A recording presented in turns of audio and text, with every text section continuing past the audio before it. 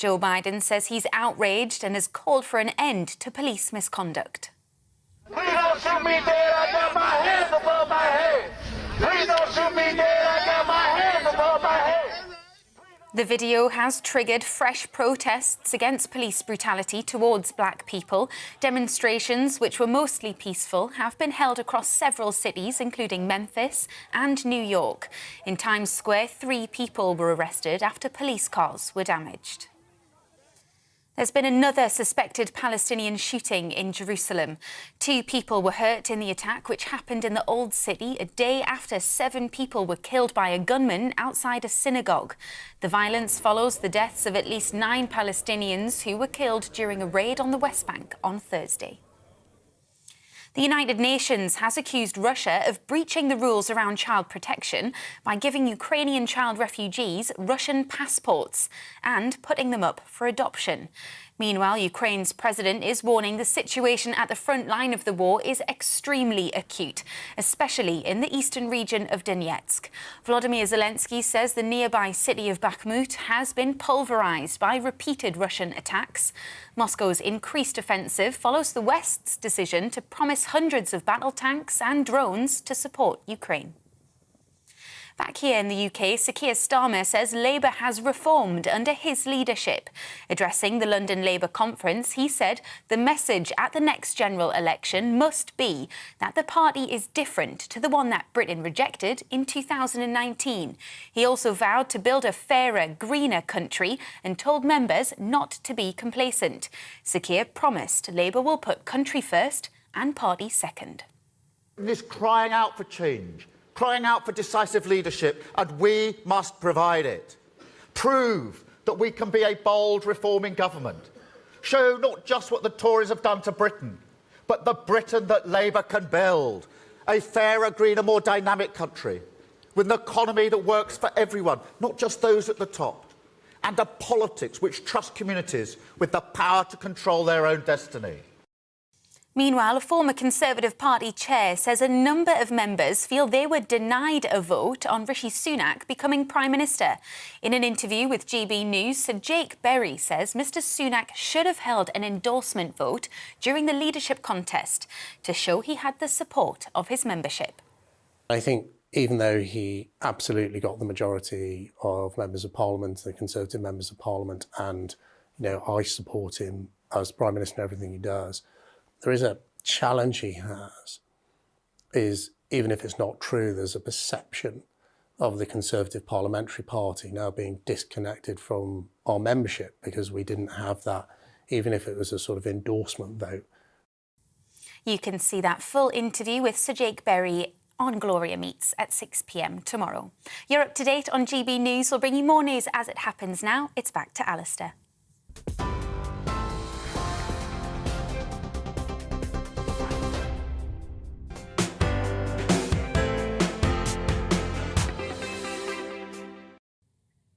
Stephanie, thank you very much indeed. A very good afternoon to all of you. As the Chancellor, Jeremy Hunt, wades through the reaction to his big education, employment, everywhere, go for growth speech, he might be tempted to sigh, that could have gone better. Some of the most brutal were those that he must have hoped were his allies in putting the UK economy on the right front foot to expansion and indeed to success.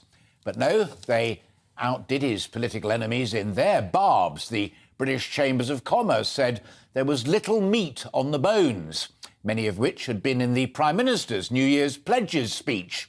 The Institute of Directors risked wit in their attack. Mr Hunt, they said, had another E, and it stood for empty. They also asked where another E was, and that's E for enterprise. Now, the CBI, which tends to speak for the bigger companies as opposed to the Institute of Directors, which is very much smaller businesses and individual directors, they were perhaps a little more patient, even possibly emollient, and they welcomed the shift at last to focus on growth. But they too saw very little beyond that to cheer, and they too said there was just no detail. Now, on the political front, from Labour's Angela Rayner, and you just heard Sir Keir Starmer speaking at the Labour London conference just a moment ago in Bethany's news bulletin, but yesterday Angela Rayner, the deputy leader, said what the economy needed now was a change in government, nearly echoing Sir Rod Stewart's pleas to give someone else a go. The Lib Dems said that the Tories just didn't deserve another chance. Well, that will come in the spring with the budget, perhaps. But Jeremy Hunt warned us not to expect tax cuts as individuals, which many of you and many here see as a clear way to ease the cost of living crisis and also put some more demand in a sluggish economy by leaving us with just a little bit more to spend from what we earn. But no, inflation, Jeremy Hunt maintained, was the great beast, despite beginning to fall. Jeremy Hunt said that reduction in inflation was, and I quote, the best tax cuts. Well, what we will get are more free ports and HS2, which will have its London terminus more central to the city than in the western reaches that some had warned of.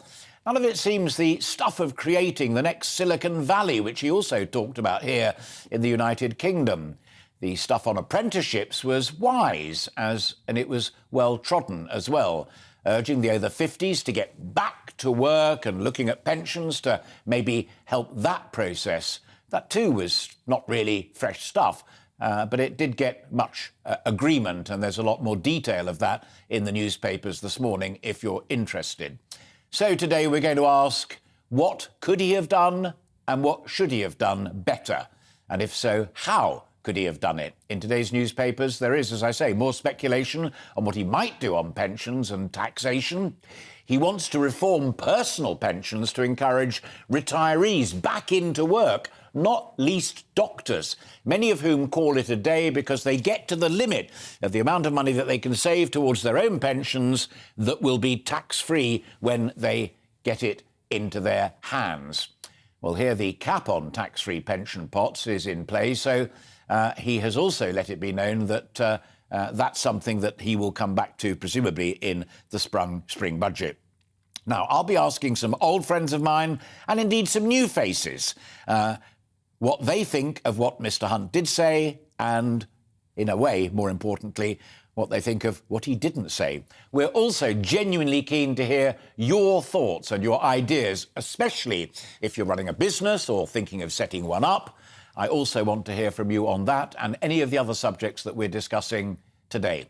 As always, you can do it via gbviews@gbnews.uk or via any of our social media outlets.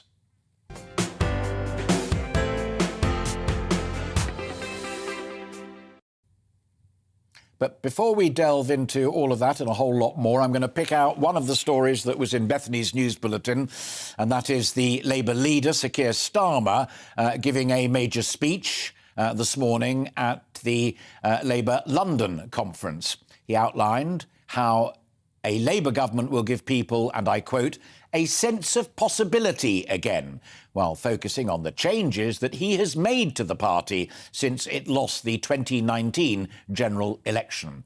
Well, our reporter, Paul Hawkins, was listening to all of that and gleaning reaction to it as well, and I'm delighted to say that he can join us live now, as you can see. Paul.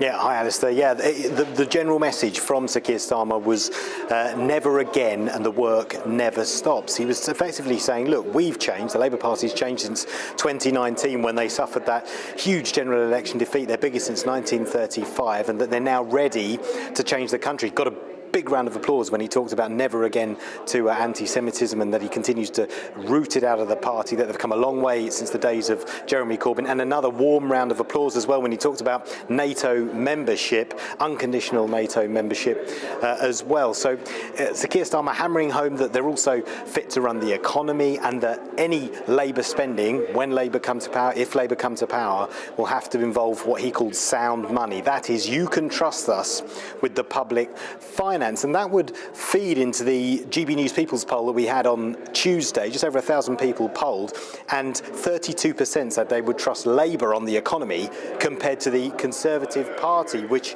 is, you know, unheard of. Normally the economy, fertile ground for the Conservative Party, but clearly the opinion polls have shifted in that favour. Nevertheless, a word of warning from Peter Mandelson, who at the moment is giving a talk in the conference room behind us, titled How Labour Can Win the Election. And he started by, first of all, paying tribute to how far Sir Keir Starmer has brought the party since 2019. He then went on to say that enjoy the opinion polls in that wispish way that he talks. He said, enjoy the opinion polls while they last. He said, because they are like a joint. They're very relaxing, but don't inhale it. Paul, thank you very much indeed. And I know you're going to be talking to other people down there and keeping an eye on what develops in what is clearly for Sir Keir Starmer an important conference, but also for the members of and supporters of the Labour Party in and around London. But for the time being, Paul, thank you very much indeed. Paul Hawkins there, live from the London Labour conference. So let's have a look not at what Sir Keir Starmer would have you believe he's done to the Labour Party, or indeed what he would have you believe he would do were he to win the next general election.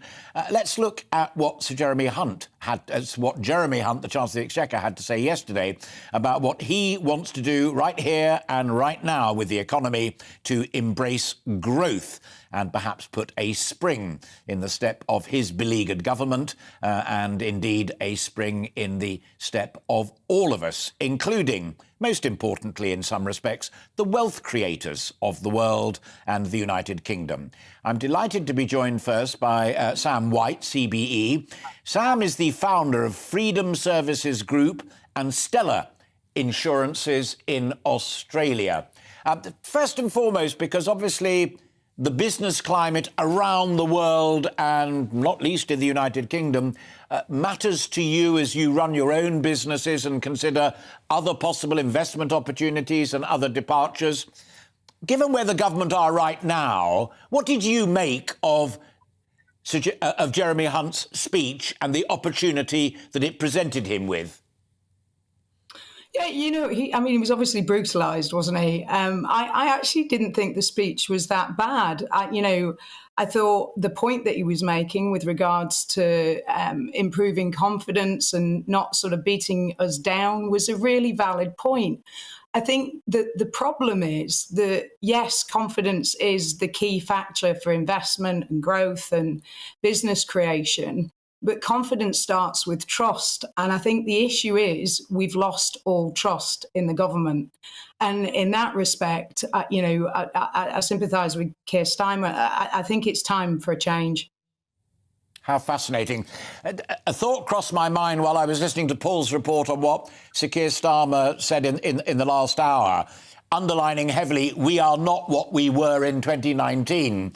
A number of my friends in Conservative circles say, one of the real problems is that the Conservative Party is not what it was 10 years ago or 20 years ago in supporting wealth creation, in supporting entrepreneurs, in cutting taxes and shrinking the states. Is that what this upcoming election here in the United Kingdom is really going to be about, Sam?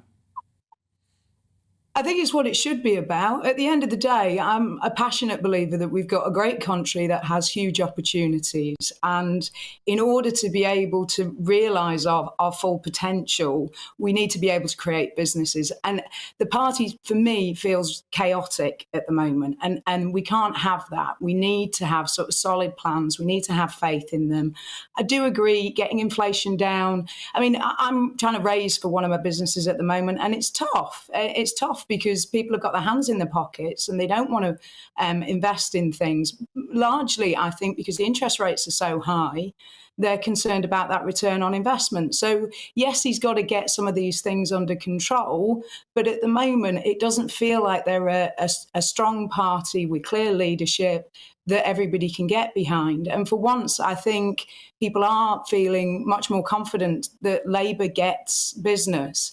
And, certainly in my lifetime, I haven't seen this level of confidence in Labour and their ability to deliver in that way. And, I'm from the north of England. I was at the Power of the North convention this week. fantastic event. Andy Burnham turned up. He's a great politician that, you know, passionately cares about his community and is doing great things. And you just feel you just feel that there's a wave of change there that is quite inspiring. I want to pick up the point you made there, because I feel it very strongly myself as well about interest rates. I mean, I think saying that reducing inflation is the best form of tax cut is muddled thinking. I mean, it's not even entirely logical. But you're absolutely right that the battle against inflation matters, not only to people like you setting prices, but to people like me paying prices. But if he is absolutely committed, as indeed is the Prime Minister, to seeing off inflation, he knows as well as anybody else that the Bank of England's chosen weapon for that is to maintain relatively high interest rates. That impacts on what you can borrow for a business. It impacts on what I can borrow, what I pay for my mortgage, and so on and so forth. Until inflation is really seen off, those interest rates are not going to come down significantly, are they? No, they're not. But surely there is other options and mechanisms. I get very frustrated with politicians that they seem to roll out the same tired old responses to the same problems. And you can say, well, that's because we know it's worked. But just because it's worked in the past doesn't mean it's going to work in the future. And there's so much talent. I met all of these data scientists that were connected with the University of Salford this week. And you kind of wonder if you could put a group of smart people in a room and ask them what could they potentially come up with that's a solution other than raising the interest rates, which is clearly having an impact on business and creation and everything else. I genuinely believe, as an entrepreneur, I believe that there are other ways to solve these problems, and I'm just not seeing any of them come through. There is also a genuine and respectable point of view in political and economic circles, and that is there is a limit to what governments can do to directly support wealth creation, to directly support growth. And when you take an example, I don't know if you followed it, but British Volt, which we did a lot on the programme a couple of weeks ago, there was a golden opportunity for international investors to look at what looked like a good plan.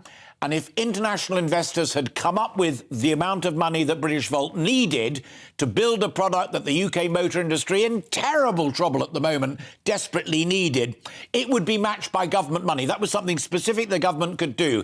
And the government, not unreasonably, said when those foreign investors didn't come forward and private investors here didn't come forward, they said, no, we're not going to throw taxpayers' money after it if people like you and others won't put your money where your mouth is.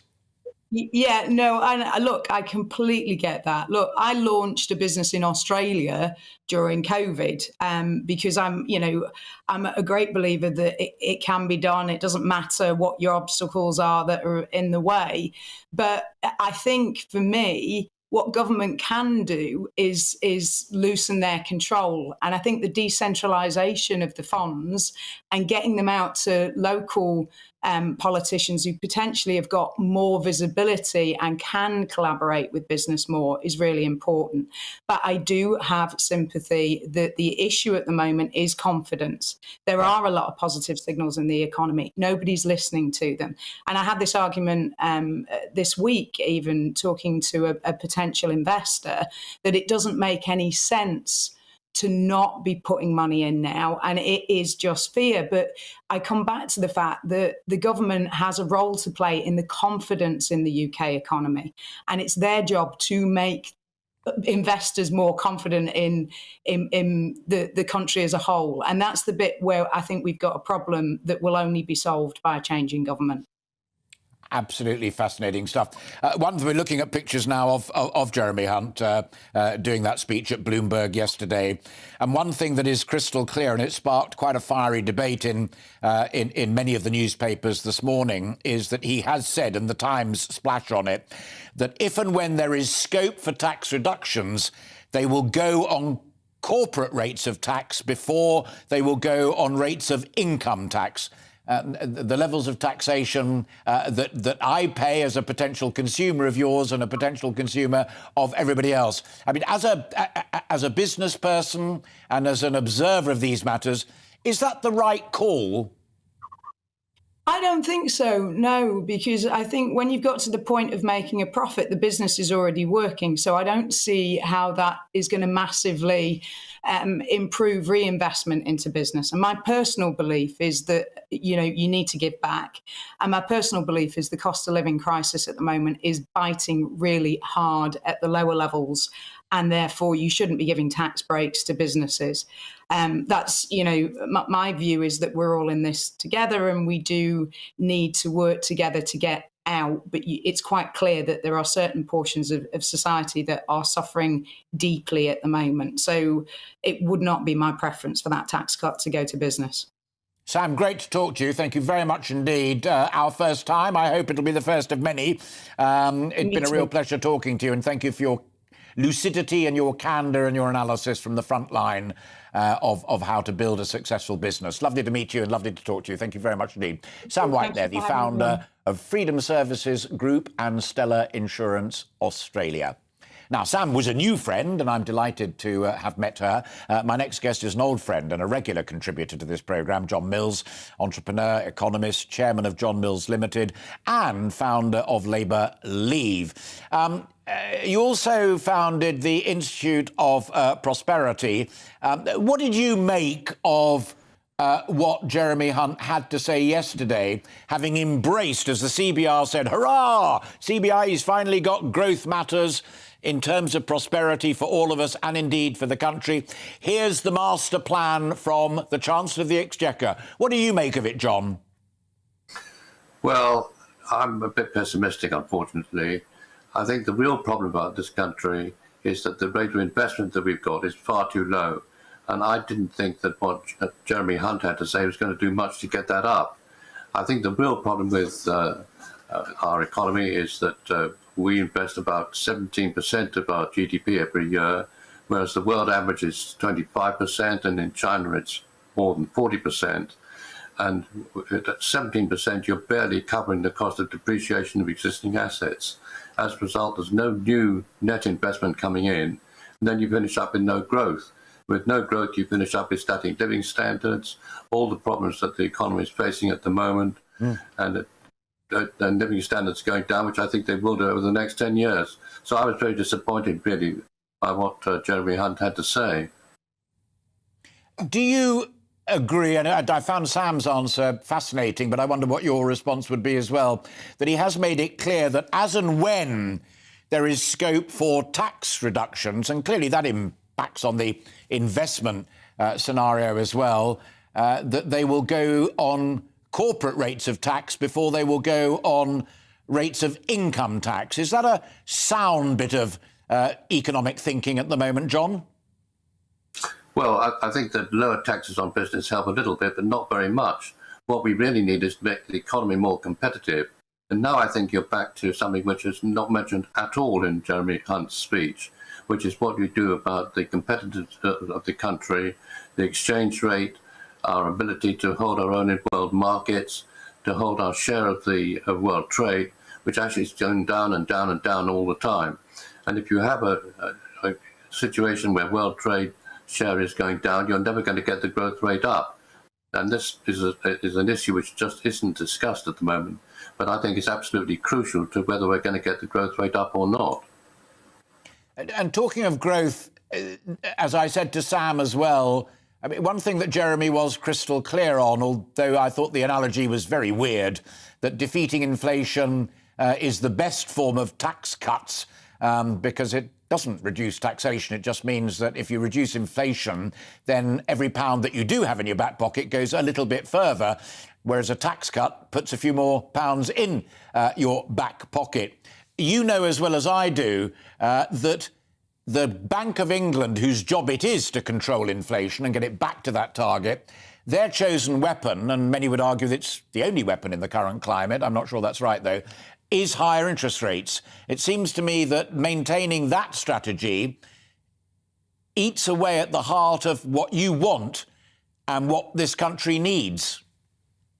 Well, I think that's right. I mean, I think that chasing inflation down to 2% involves all the sort of policies that jack exchange rates up, that make it more difficult to finance investment, which lead to the economy not growing. I mean, I think what we ought to have is a growth target, not an inflation target. And getting inflation down to 2% is just going to slow the economy up. That's the concern that I have about all this. I think we should be aiming for growth rather than inflation as the primary target of our economic policy. That's not what we're doing. And what is the one standout thing that if you did have access to either Rishi Sunak's ear or Jeremy Hunt's ear, that you would have said, look, here's what you've got to do, there is still time, do it in the spring budget? What would that be, John? Well, I know it's very unconventional, but what I think you've got to do is to make investment in this country rather than somewhere else profitable. And the only way you're ever going to do that is to get the exchange rate down. Now, this is not something which is discussed really in policy-making circles at all in this country, but this seems to me to be the absolutely crucial thing that needs to be done to make investment profitable, to get the percentage of GDP we spend on investment up, and then to get the growth rate up. And I think we could get the growth rate up to maybe 3% per annum, something like that, which would make a massive difference over a decade. You'd have another 30% of GDP to spend on both private consumption and in investment, Sure. And that's what we need to do. John, we've talked about that before, not least because of your brilliant book, but thank you very much indeed to find time to speak to us again on GB News, and give my love to both of you, and hope to see you soon. Take care. John Mills there, entrepreneur, economist, chairman of John Mills Limited and founder of Labour Leave, but also giving his heartfelt cry for growth and the exchange rate and export recovery and all the rest of it. And Google him, find out the title of that book. I couldn't quickly remember it in my own mind, but it's there and you'll find it, and it's well worth reading. You're watching and listening to Alastair, Stewart and Friends on TV, radio and online, with lots more still to come, including every day. More of us are facing the decision between heating and eating, but what about having to make a really tough choice between feeding your children or feeding your beloved pets and looking after them properly? We'll be discussing that next, but first let's bring you right up to date with the important weekend weather. Hello there, good morning. Welcome to your latest weather update from the Met Office. I'm Jonathan Vaughtry. It has been a fairly cloudy start to the weekend for us, but some of us at least will see some brighter spells during today. The boundary line for that is this cold front that's slowly sinking southwards. It will bring some light and patchy rain and drizzle to coast of Wales and into central England as it does move southwards. But it is the southern half of that where it is going to remain fairly cloudy, Wales, central southern England. To the north for Northern Ireland, northeast England and also into parts of Scotland, we could see some brighter spells throughout the second half of the day. Temperatures for all of us, though, are going to remain fairly steady around 7 or 8 degrees, and with the light winds we have across all of the UK, we'll hopefully be able to make the most of that. Into this evening, though, the winds are going to start to strengthen across northwest Scotland in particular, but remaining fairly light elsewhere. The band of patchy rain and drizzle continuing to push its way across Wales and into other areas of England. The clearer intervals we had across the north will tend to fill their way in, so whilst we could see a patchy frost develop during the evening, temperatures will tend to rise again a bit as we move into the second half of the night. So remaining frost-free for most of us to start off Sunday, but it's going to be a particularly blustery one across the northwest with a more expansive area of rain moving its way in. This could be heavy at times. That will gradually push its way southwards into Scotland and Northern Ireland, behind which we'll see some fairly blustery showers. For England and Wales, it will remain largely dry once those patches of drizzle clear their way off, but again, it's going to be another pretty cloudy day, temperatures around 7 or 8 degrees. Into Sunday evening, then, that frontal system continuing to push its way southwards. Behind that, again, is where we'll see some of the clearer spells develop, but it is going to remain pretty blustery, 50-mile-an-hour gusts across some coastal areas of Scotland. And winds will remain a feature across the north as we move into the coming week, so do stay up to date with the forecast, particularly into Wednesday.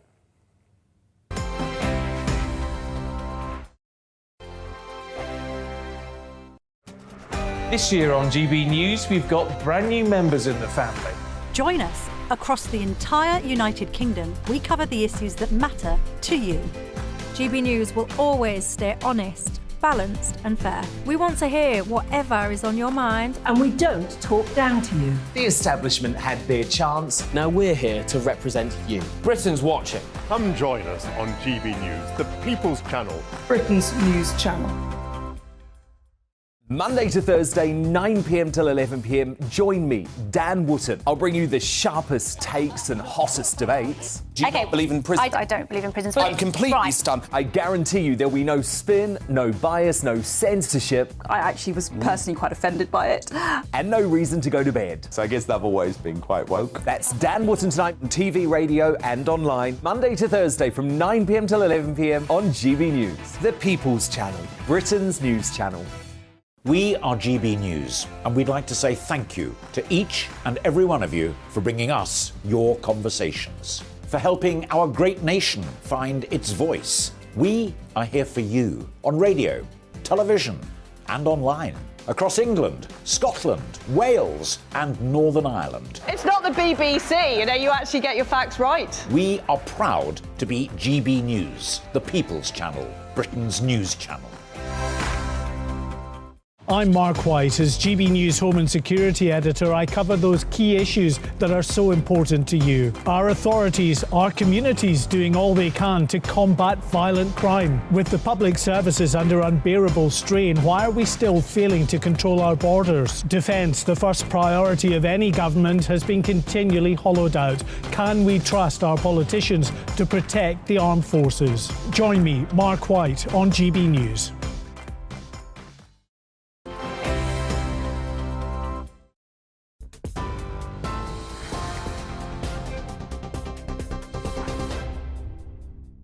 Welcome back. You're watching GB News. It's 12:32. I'm Bethany Elsey with your top stories from the GB Newsroom.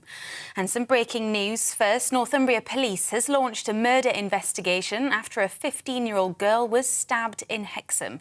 A 16-year-old boy has been arrested on suspicion of murder and is also suffering serious but not life-threatening injuries.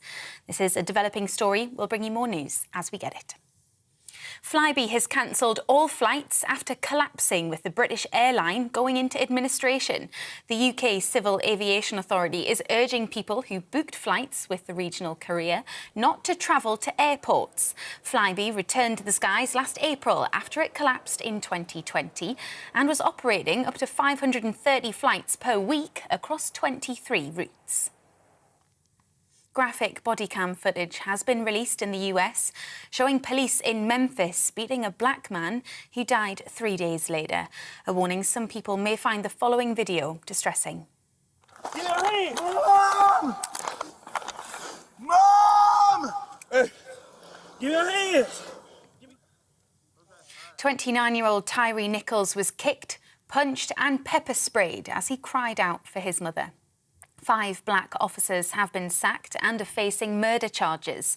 President Joe Biden says he's outraged and has called for an end to police misconduct. Sir Keir Starmer says Labour has reformed under his leadership. Addressing the London Labour conference, he said the message at the next general election must be that the party is different to the one that Britain rejected in 2019. He also vowed to build a fairer and greener country and told members not to be complacent. You're up to date on TV, online and DAB+ radio. This is GB News. Now it's back to Alastair.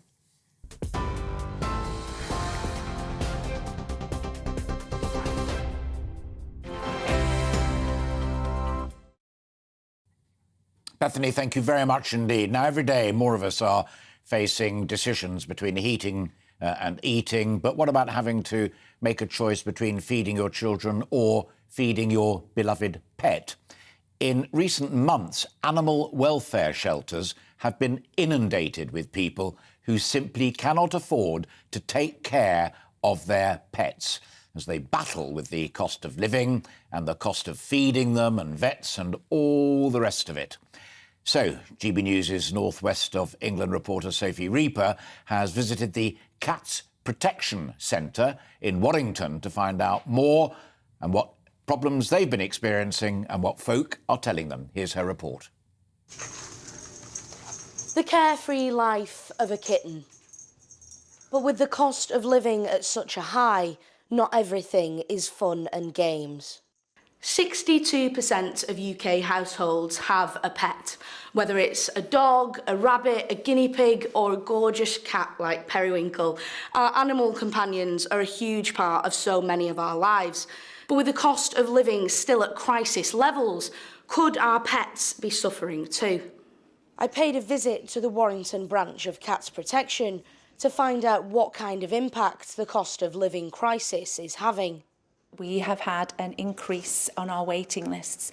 So in care, we roughly look after around 150 to 200 cats across 2 centres per month, and we've had an increase of 20% across nationally as well as locally on our waiting list. As more and more Brits struggle to cope with paying their bills and feeding their families, some are having to face the unthinkable, giving up their pet. So what we would suggest, if somebody has found they're in that situation where they need to give up their animals, you can get in touch with your local adoption centre or branch, and that's what we're here to do, is to help. We help through adoption and rehoming animals. That's what we are here to help with. Of course, giving up a pet should always be the last resort.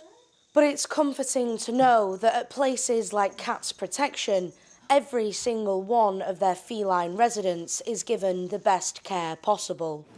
Hi. So right now I'm just having a lovely little cuddle with our chrysanthemum here, who came into the centre with a number of other cats from a multi-cat household where the lady had been struggling to pay for the cost of neutering, so the number of cats had got out of control for her. So the next steps for him will be that he'll be neutered, he'll be microchipped, and when the vet's happy that he's fully recovered, we will find him a loving forever home. As she played with Chrysanthemum, I asked Nicola if she'd noticed the impact of rising costs on pet owners. The cost of living crisis is really showing at the moment. I would say the majority of the phone calls we get now at the centre are people needing to rehome their cats because they can no longer afford to look after them. And lots of families ring and tell me that if it's feed the children or feed the cat, then, it has to be the children that come first.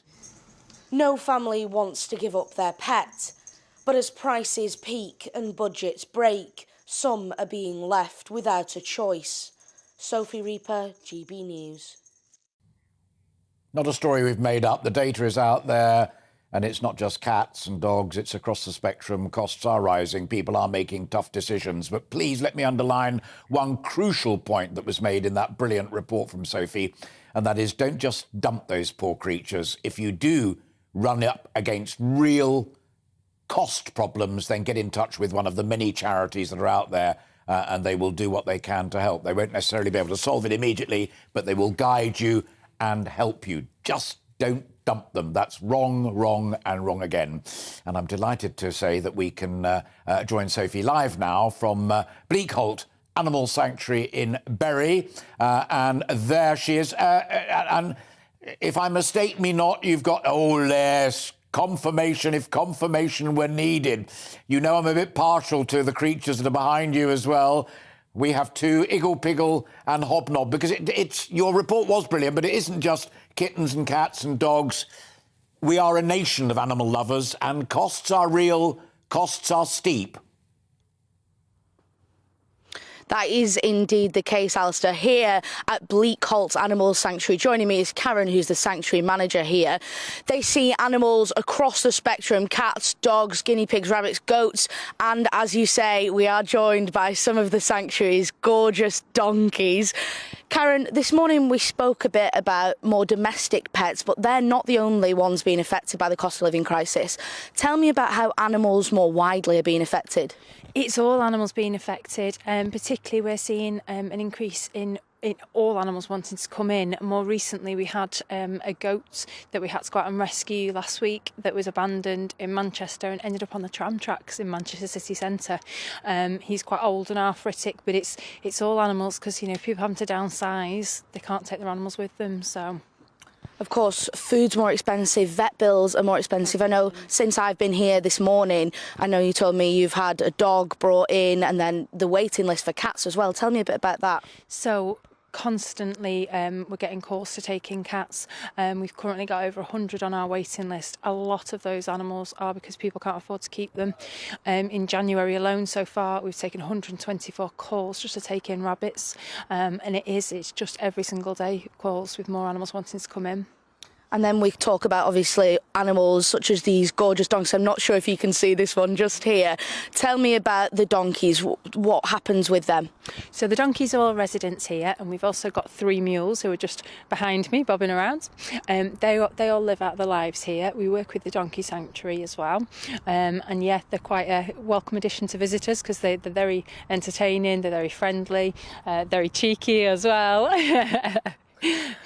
Well, thank you so much for your time this morning and for letting me come and see what happens here at Bleakholt. Alastair, as you wisely said a moment ago, the advice is that if you do have animals, whether it's cats or dogs or more large animals like donkeys, and you're no longer able to afford to keep them, please do bring them to sanctuaries like Bleakholt because then they can receive the care that they need. Indeed, and don't give up on the possibility of somebody else being prepared to take on the responsibility. A couple of the creatures that we have at home with us down in Hampshire were in previous homes and have then joined us, and we were able to find a bit of space for them and look after them as well. But Sophie, thanks for the report and for the live update, and to all of your guests in the report and there right now this morning in Bury.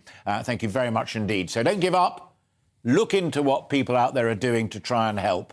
There are many, many very good people, which is just terrific. And we should celebrate that here on GB News, the People's Channel, which you are watching and listening to with me, Alastair, Stewart and friends, with plenty more still to come this afternoon, including the conflict still very much continuing in Ukraine. But this week saw a decisive moment with a coalition of Western nations finally agreeing to supply modern-made battle tanks.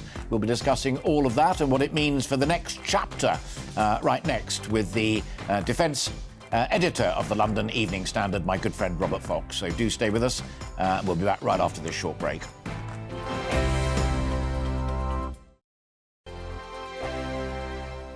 He's the king of breakfast TV, and he's back. Eamon Holmes, back on the TV Surprised with me this morning. Even remember my name. I know, it's been 4 months. You have holy water by your bed? Oh, yes. Oh, already to bless. Oh, Eamon. Oh. Why do you not believe anything I say? Eamon Holmes back on GB News Breakfast at 6 a.m. Every weekend, it's Mark Dolan Tonight. Bigger and better, starting at 8 p.m. Friday and Saturday. Can't be too safe. Bring it on. Has there ever been a more innuendo feature? And Sundays, we're on at 9. It's ridiculous. Just get on with it. Maybe you should get a proper job. Only on GB News, the People's Channel, Britain's news channel. I'm Michael Portillo. Join me on GB News on a Sunday morning for topical discussion, debate, arts and culture, and sometimes even ethical dilemmas. I don't always agree with you, Michael. Michael Portillo, Sundays on GB News, the People's Channel, Britain's news channel. Hello, I'm Michelle Dewberry, and you can join me every weekday 6 till 7 on Jubes and Kerr. You're an inspiration to us all. Click that bit up. Well, you are. That's my ringtone. My political ambitions are, those days are gone, I can tell you. She's only teasing. Go on. He's probably going to want to lay down now. I'll give him 2 minutes to have one. Let's respectfully disagree. That's what we like. Absolutely. On Jubes and Kerr. Come and join us. GB News, the People's Channel. Michelle Dewberry, weekday evenings at 6 o'clock.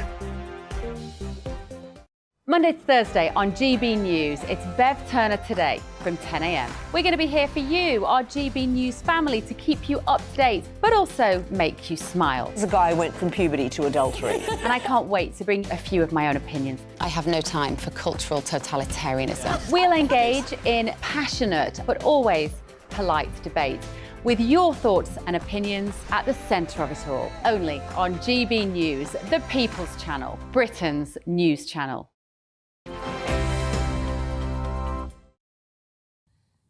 Welcome back. You're watching and listening to Alastair, Stewart and friends here on GB News, TV and radio and online, and thank you very much indeed for, doing. The conflict in Ukraine continues, and there have been intriguing developments over the last few days. Yet another decisive moment with Western nations joining together eventually to confirm that they were all willing to supply modern-made main battle tanks to the beleaguered people of Ukraine. With the anniversary of the Russian invasion coming up shortly, we thought that we would take stock of what is going on there and what those developments may or may not mean for you and for me. And I'm delighted to welcome back a regular guest from Ukraine, Kira Rudik, who is a Member of Parliament, and there she is, Member of Parliament for the Golosh Party. First and foremost, did you find the German explanation of why it took them so long to agree to send you their own battle tanks, but also to give permission to other nations like Poland and Estonia, Latvia and others who've got those tanks as well, for them to send them in as well? Did you find those German concerns credible? Hello, Alastair. Thank you so much for having me. Well, indeed, we were all super frustrated here in Ukraine when we heard the answers that, you read it 3 times and you still cannot get what the actual reason is. We do respect all our allies and are super grateful for the support. However, with the tanks, it was a delay that nobody could anticipate or explain in plain words what's the story. But all in all, we will get the tanks, and I challenge anyone to name any war that was won without the tanks. And so we find those deliveries completely essential for the upcoming battles in spring that all the intelligences are warning us. And we do hope that they will arrive in time, because, the day that is going in here in Ukraine is a different day that is going in Berlin or in London. Our days are usually spent in the bomb shelters, in fights, in expectations on some other terrible attacks. And of course, it's hurting when we hear they were just a week of the bureaucratic negotiations, because for us, it's just a death toll that is going up during this week. And of course, it's terrifying. Sure. I wonder if something of an explanation comes this morning, and it's in most of the newspapers here, from Stefano Sannino, Secretary of the European Union's External Action Services Committee. And that is to say that these moves, both by the Americans with their Abrams tanks and the United Kingdom with Challengers and Germany and its customers with the Leopard tanks, demonstrates that Russia is now clearly in conflict with the West and with wide sections of NATO. I mean, that was the German fear, that it would bring about direct retaliation from Russia upon those who have moved swiftly to support you and to help you. If that's being said at the heart of the European Union, then I put it to you that you've got something to worry about, and so have we. Oh, well, I think it will be an illusion saying that without the tanks, Russia would not understand, would not realize that the Western world is supporting us, and that Ukrainian defeat will be the defeat of the Western world, of the NATO. And this is why let's stop turning our eyes off what is happening and saying that it was not us. The war has started not a year ago, but in 2014 when Russia annexed Crimea. And it was a time when all our allies were looking aside and saying, yeah, well, maybe it's not what we think it is. But now we see that this strategy does not work with a dictatorship. Only very active and aggressive pushback is something that's working with Russia. We all know that Russia would not stop. I think it's clear to everyone right now. But we know that it can be stopped. And we are working to stop it.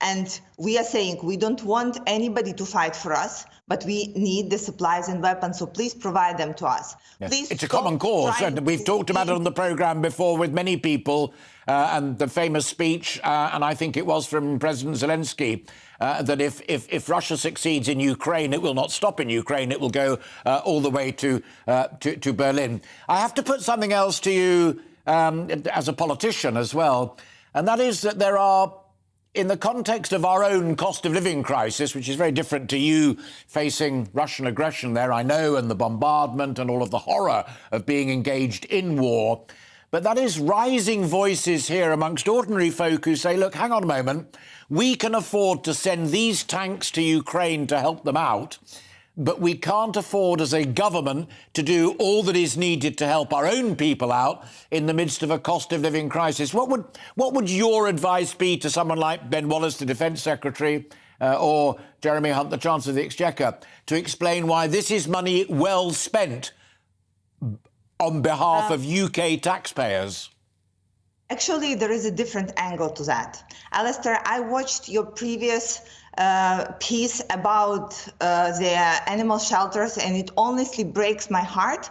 And to your question and to the question arising previously, there is a solution. Britain is sitting on a huge amount of frozen Russian money. All in all, in the world, it's $500 billion. Russian money that everybody is afraid to touch because of the international law and rule of property, etc. So they are frozen. The question is, why not use those money to cover for the expenses for Ukraine?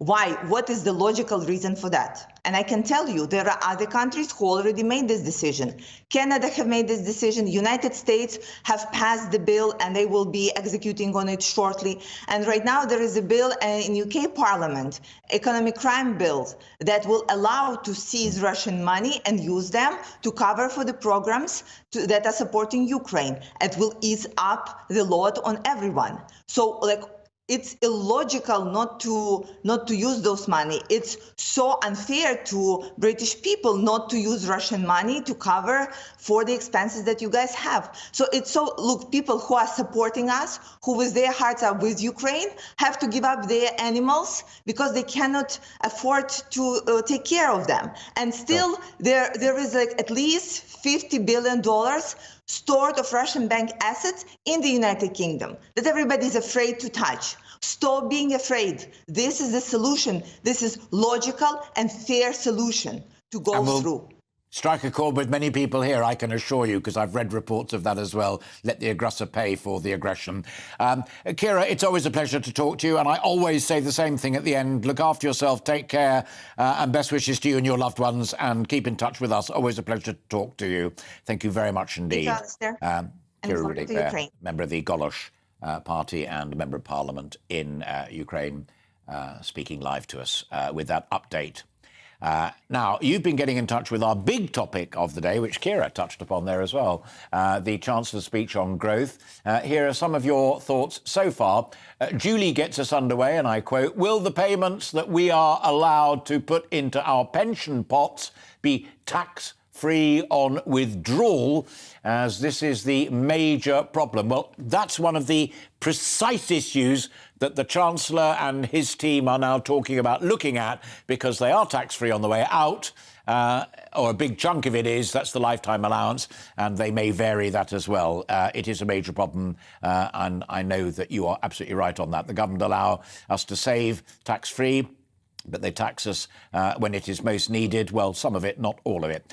John joins the debate. I think the Chancellor should stop putting pressure on the people who have retired early or after 40 years of paying taxes. They've had enough. Stop relying on them and on foreign workers to fill the job vacancies. Millions of people in this country have never worked and don't intend to. Force them to do so, at least something, to earn their handouts. Well, there's also an upside to that as well, which is train them to do the jobs that are needing to be done. We'll be talking about that a little later on in the programme. Keep those thoughts coming in. We'll share the best ones with you before we go off air. You're watching and listening to Alastair, Stewart and Friends, with lots more coming up on the programme this afternoon, including we will be continuing to unpack the Chancellor's speech. Just how impressed are you with his Go for Growth mantra?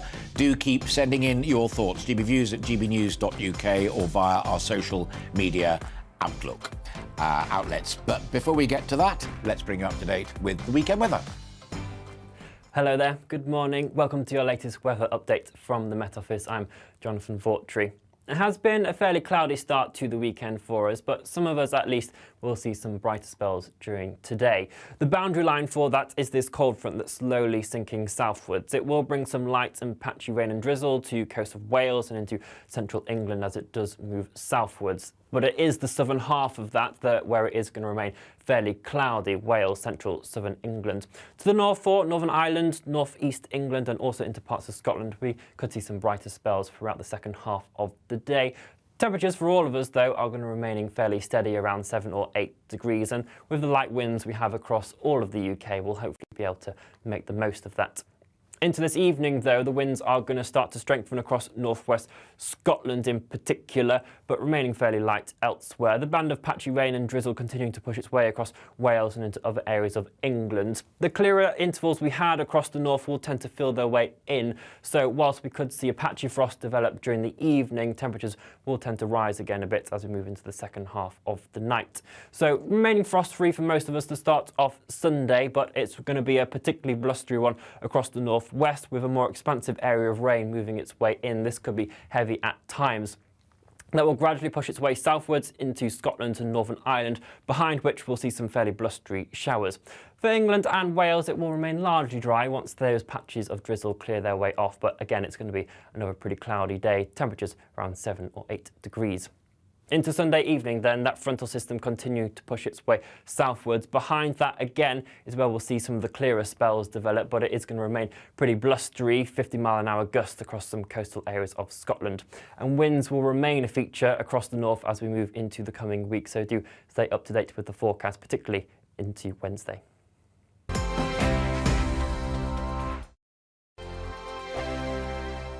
I'm Simon Evans. Join me on GB News for Headliners at 11 p.m. What's the scoop? I'll be joined by two of the country's top comedians. That's right. As we take a look at tomorrow's newspapers tonight. We're going to get into trouble. If it's a big story, we'll be covering it. Spill some tea on him. There we go. But we'll also have some fun. I wouldn't stick up a bank.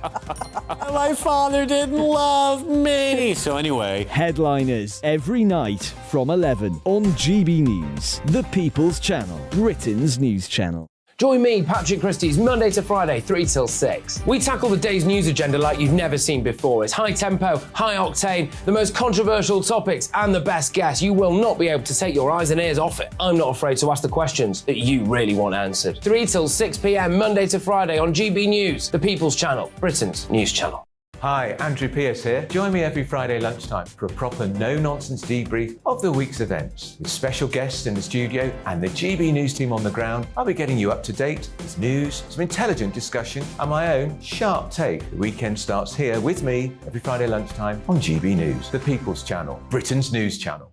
I'm Andrew Doyle. Join me at 7 o'clock every Sunday night for Free Speech Nation, the show where I tackle the week's biggest stories in politics and current affairs with the help of my two comedian panellists and a variety of special guests. Free Speech Nation, Sunday nights from 7 on GB News, the People's Channel, Britain's news channel. We are GB News, the People's Channel. And right across the United Kingdom. You can find us on Sky Channel 512. Virgin Media Channel 604. Freesat Channel 216. Freeview Channel 236. And YouView Channel 236. You can also take us with you on DAB Plus Radio. With the GB News app and at the website gbnews.uk. We're absolutely everywhere. Come join us on GB News, the People's Channel, Britain's news channel.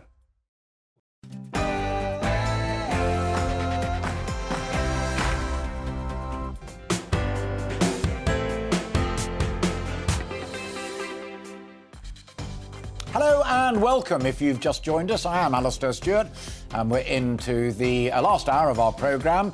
And thank you very much indeed if you have been with us from the outset. Don't forget you can catch all of the interviews that you missed and indeed previous programmes by subscribing to our YouTube channel at GB News. I'll be keeping you company here on TV and radio with plenty more still to come on the programme, including we'll be continuing our conversation on the Chancellor's growth speech. Are you convinced that the 4 E's will get Britain back to its best? Or is it all a little bit of PR spin? I'll be speaking to a great lineup of guests. We really would love to hear what you think too. Which bits impressed you? What did you think was missing? And indeed, what would you do if you were Chancellor of the Exchequer? All of that still to come, but first let's bring you right up to date with all of the day's other news. Here again is Bethany Elsey.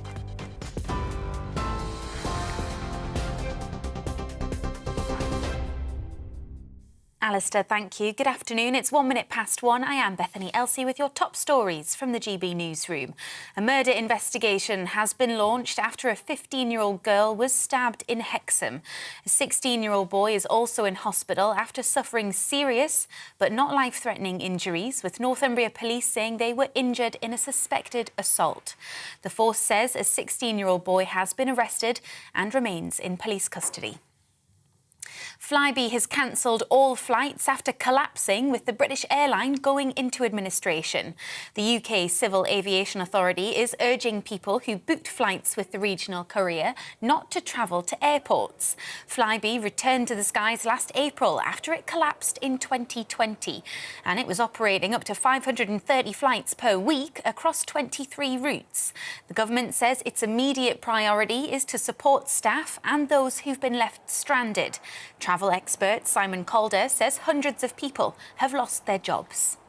I have a great deal of sympathy for the thousands of people booked today to fly on Flybe who are now having to make other plans. Do not go to the airport is the message from the Civil Aviation Authority, but also, of course, for the hundreds of staff who are waking up to discover the airline they worked with until yesterday no longer exists. Graphic body cam footage has been released in the US showing police in Memphis beating a black man who died 3 days later. A warning some people may find the following video distressing. Mom! Mom! Your hands! 29-year-old Tyree Nichols was kicked, punched and pepper sprayed as he cried out for his mother. 5 black officers have been sacked and are facing murder charges. President Joe Biden says he's outraged and has called for an end to police misconduct. Please don't shoot me dead, I got my hands above my head. Please don't shoot me dead, I got my hands above my head. The video has triggered fresh protests against police brutality towards black people. Demonstrations, which were mostly peaceful, have been held across several cities, including Memphis and New York. In Times Square, 3 people have been arrested after police cars were damaged. There's been another suspected Palestinian shooting in Jerusalem. Police say a 13-year-old boy opened fire in the Old City. 2 people were injured before the boy was shot and injured by passers-by. The latest attack happened only a day after 7 people were killed by a gunman outside a synagogue. The violence follows the deaths of at least 9 Palestinians who were killed during a raid on the West Bank on Thursday. The Israeli army has boosted its forces in the area. Back here, and Sir Keir Starmer says Labour has reformed under his leadership. Addressing the London Labour conference, he told members the message at the next general election must be that the party is different to the one Britain rejected in 2019. He also vowed to build a fairer, greener Britain, promising to put the country first and his party second. This crying out for change, crying out for decisive leadership, and we must provide it. Prove that we can be a bold reforming government. Show not just what the Tories have done to Britain, but the Britain that Labour can build. A fairer, greener, more dynamic country, with an economy that works for everyone, not just those at the top, and a politics which trusts communities with the power to control their own destiny. Meanwhile, a former Conservative Party chair says a number of members feel they were denied a vote on Rishi Sunak becoming Prime Minister. In an interview with GBNews, Sir Jake Berry says Mr Sunak should have held an endorsement vote during the leadership contest to show he had the support of the membership. I think even though he absolutely got the majority of members of Parliament, the Conservative members of Parliament, and I support him as Prime Minister and everything he does, there is a challenge he has is, even if it's not true, there's a perception of the Conservative Parliamentary Party now being disconnected from our membership because we didn't have that, even if it was a sort of endorsement vote. You can see that full interview on Gloria Meets at 6 p.m. tomorrow. This is GB News. We'll bring you more news as it happens now. It's back to Alastair.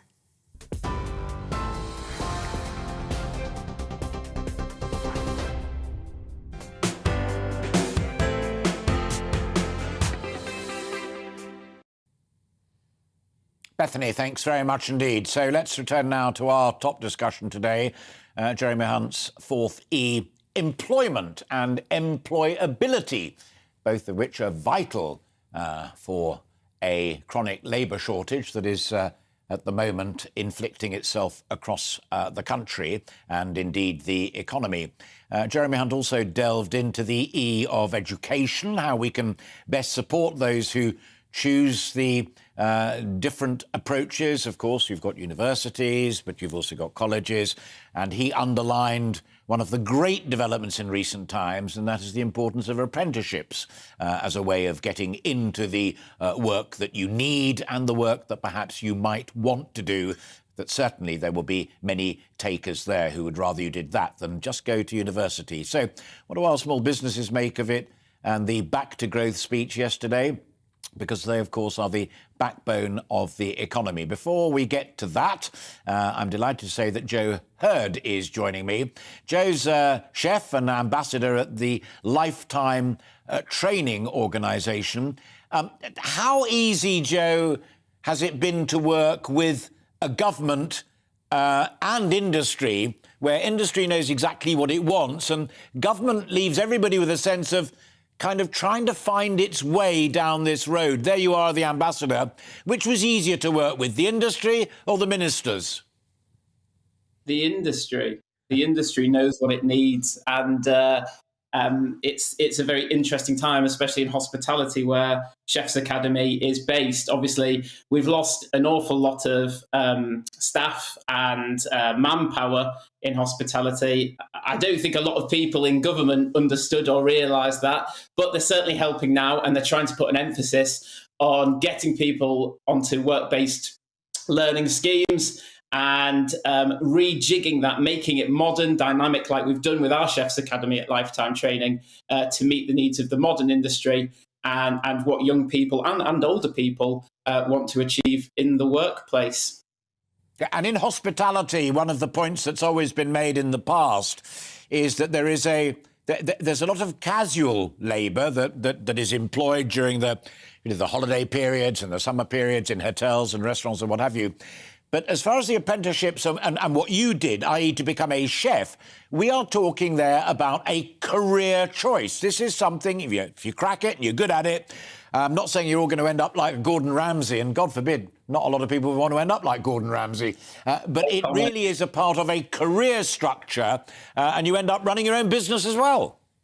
Yeah, exactly. I mean, Alastair, I was of that generation where we were I went to an inner city, Hull Comprehensive in the north of England, and I was very much funneled off into university. 50% of the country was going to go to university, and work-based learning was kind of seen as the poor relative. And I was really pleased, the Chancellor yesterday saying that they wanted to make apprenticeships equal, or have that status, give more to people doing apprenticeships, and that's what we're doing at Lifetime. And really, becoming a chef is a wonderful career option, and it can lead to you having your own restaurant. But also, my career has followed a very different trajectory. I write, I go on television, I do live shows, I do radio, and with our apprentices and the learners coming through, we try to emphasise that doing these skills, having these experience days with our really, really awesome team of chefs,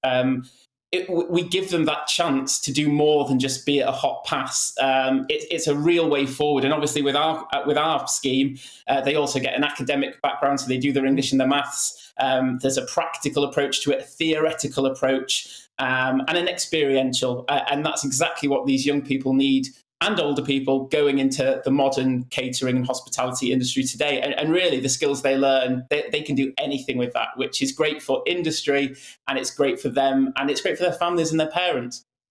When you talk to colleagues who are involved in this work across the piece, not just in hospitality, is it an approach as you've just so eloquently described it? And I wish to God Jeremy Hunt said it like you said it, rather than how he put it.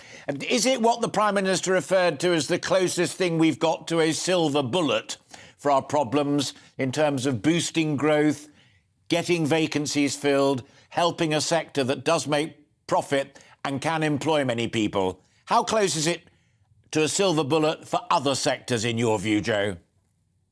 I wouldn't use the term silver bullet. I think it was a wonderful resource, which traditionally, like I said before, may have not been particularly attractive. But now apprenticeships are modern, they're exciting, you can really learn so much within them. And the great thing is, you've got within the apprenticeship system, you have industry experts working along education experts to create quite a holistic approach to learning and to also kind of helping certain industries meet the demands of today, with all the kind of economic, social kind of disruption work we kind of experience now and again. Apprenticeships can be the backbone of many, many industries in this country, and not just the traditional ones. For me, when I was at school, again, in a very working class area, in a working class background, the guys and girls who are going off to do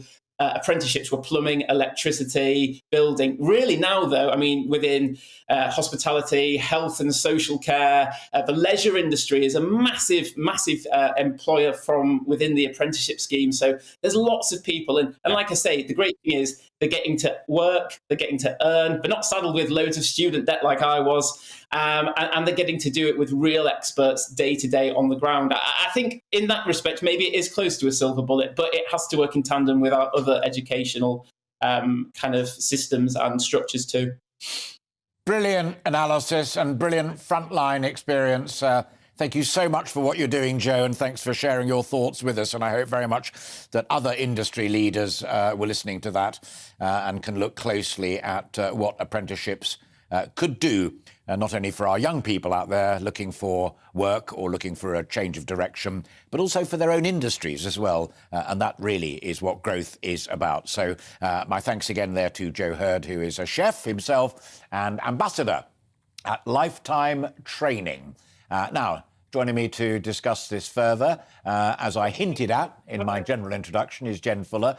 Jen is the founder of Etta Loves. It's a small business and it sells children's clothing.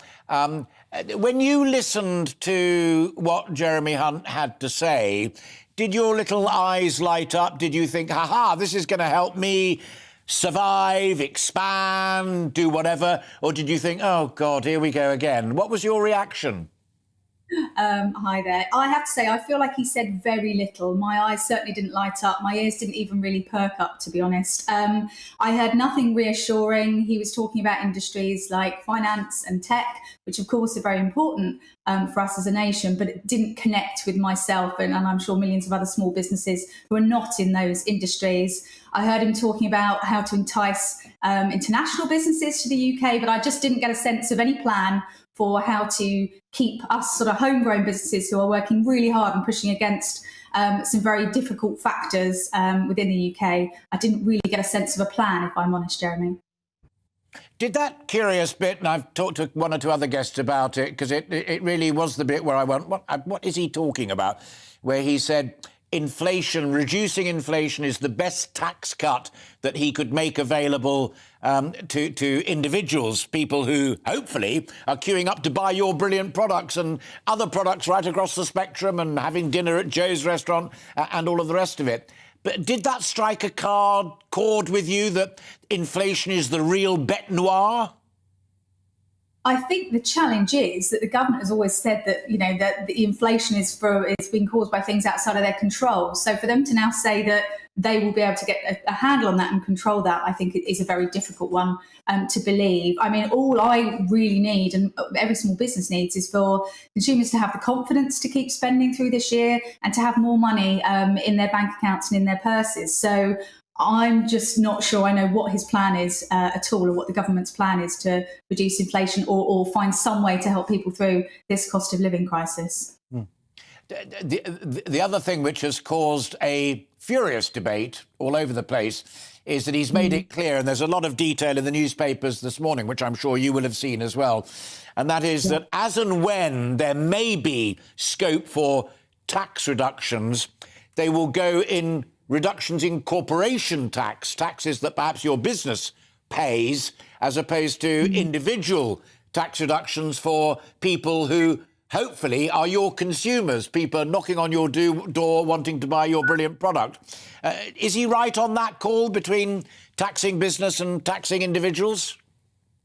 My instinct says that isn't the right way around to do it. I think also the way they will look to do tax reductions across businesses won't have any nuance. And I think there is quite a well-needed nuance, particularly if they say they want to support these entrepreneurial small businesses. But ultimately, yes, of course, a tax cut to corporation tax for my business will have some impact.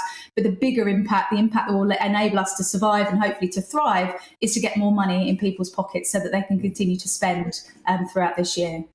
Yes, if I may say so, and I will say it anyway, because nobody can say yes or no, I agree with you 100%.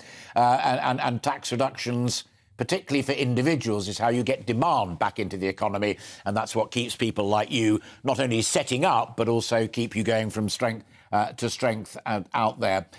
What is your feeling at the moment? I remember when we spoke before, I did ask you the same question, and I make no apology for asking it simply again. What's the snapshot, Jen, of how you see the business environment right now as we move towards that spring budget? Are you optimistic? Are you nervous? Are you no great change? What's your feeling of what it's really like out there, given your view from the front line? No, absolutely. I'm obviously in a small business community with lots of other businesses, and I see a lot of fear, a lot of uncertainty, people really struggling to know what on earth the landscape's going to look like. I see everyone trying to really focus on less things this year and doing them well, whereas before, obviously, small businesses tend to be very good at having lots of fingers and lots of pies and being able to adapt and pivot. I think everyone I'm speaking to is really trying to focus on not doing too much, but trying to get everything sort of as optimized as it can be, I guess. And for me, I'm trying to sort of overcome some of the barriers that we've had over the last couple of years. And unfortunately, it's actually things for me like setting up a warehouse in the EU to enable myself and my business to serve customers in the EU. So what that is, though, which I'm not comfortable about, is that's taking money and jobs outside of the UK. But unfortunately, that's one thing I have to do to adapt to be able to survive and thrive as hopefully an international business one day. Well, we wish you well, and we're terribly grateful that you've broken into your weekend to bring us up to date with what is happening at ETA and what you made as a frontline businesswoman of what the Chancellor of the Exchequer had to say about it. I hope very much indeed you keep in touch with us. I'd love to talk to you again. Thank you very much indeed. Jen Fuller there, founder of ETA Loves, a small business that sells children's clothing. And just giving you a realistic take of what it's actually like out there, because without people like her, frankly, there will be no growth. Now, we also found out this week that car production in the United Kingdom has fallen to its lowest level in 66 years. Now, that comes after the collapse into administration of British Volt the week before, which we talked about at great length on this programme and found, I think, very instructive in terms of what the motor manufacturing sector needed and what the investment community's attitude was towards what was going on in the automotive sector in this country, and it wasn't exactly uplifting. So let's have another stab at it and bring all of that together. And I'm delighted to be joined now by Kevin Gaskell. Kevin's a technology investor and former CEO of the motoring giants Porsche, Lamborghini and BMW. Well, that's quite a CV, gracious me. This is clearly a worrying time for, as it were, the traditional automotive manufacturing sector, with those figures coming out from the Society of Motor Manufacturers and Traders, worst in 66 years. Is the game up, in your view? No, I don't think the game's up. I think we're at a generational shift, more than generational, a century shift.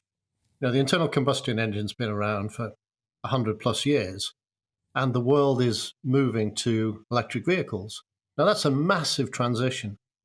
And if you overlay that with the challenges of the last 2 or 3 years, where the pandemic has absolutely hammered supply chains, manufacturers could not get components. We've all heard the words chip. Well, many other components weren't available either. And then you had the war in Ukraine, which is one of the world's biggest providers of wiring looms. These are the things that distribute the electrical power around all cars, not just EVs, all cars. And you put that together with now a recession, and you've got massive forces acting negatively on the motor industry.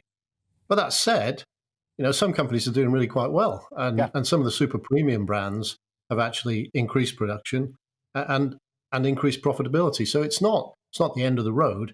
It is, but it is absolutely a transition.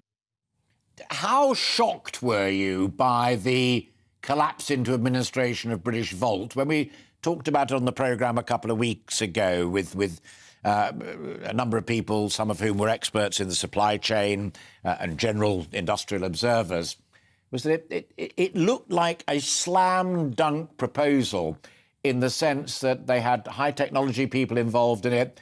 Government had said, if you can get foreign investment, private investment, we will match it from taxpayer resources.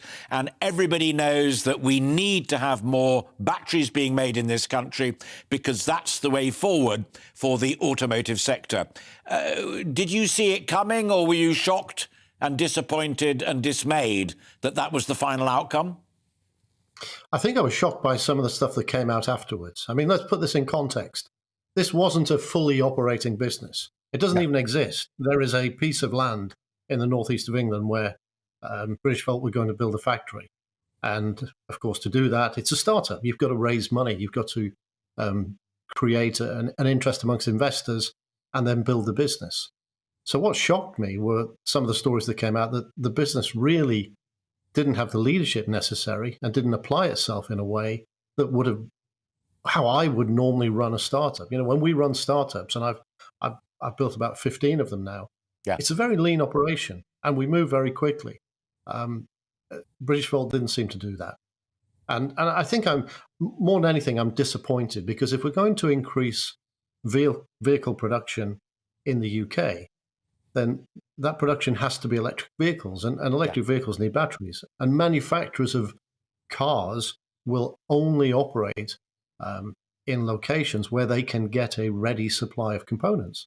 And batteries are a critical component of EVs. So I think it's a disappointment, because it sets the whole process back a year or two. A lot of big companies are looking again at the land and at the idea and at the business plan. But I don't think there's any doubt it's put the whole project back by 12, 18, 24 months, which is a shame. As an entrepreneur and a hugely successful individual, did you understand the Chancellor of the Exchequer when he said getting inflation down is the best tax cut that we can give to ordinary folk? Yes, I did, actually, because we're all facing whatever today's number is, 8, 10, 12% inflation, depending on what sector you're looking at. And if you can reduce that to 2%, alleged target, you're effectively giving back people 10% of their spend. Now, giving people back 10% of their net income is really very challenging through the tax regime. So I understand what he's trying to do, but I think it will take some time to filter through. And of course, who's in control of inflation? Well, the governments are certainly not, but the economy will follow the demand of consumer interest, consumer spending power.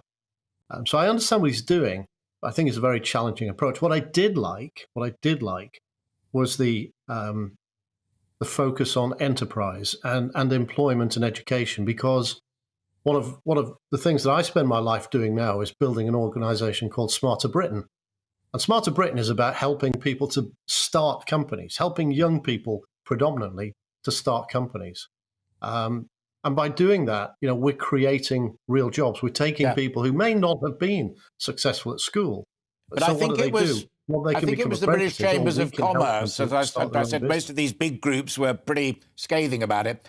I think it was they who said enterprise was the E that was missing from his mantra of this alliteration of everything beginning with E. What would you have liked him specifically to have said on enterprise? I'd like him to really focus on small businesses. We have tax breaks for big businesses, that's fine. But typically small businesses, certainly in a startup, they're not yet paying tax, so that doesn't help. And something I've found at a very practical level is getting access to grants, getting access through the labyrinth of government is actually very challenging. For somebody like me, I've been in business a long time, and I find it complex, and I'm trying to help young people to start businesses. So it's actually very challenging to get access to those funds. I'd like that to be simple. Absolutely brilliant.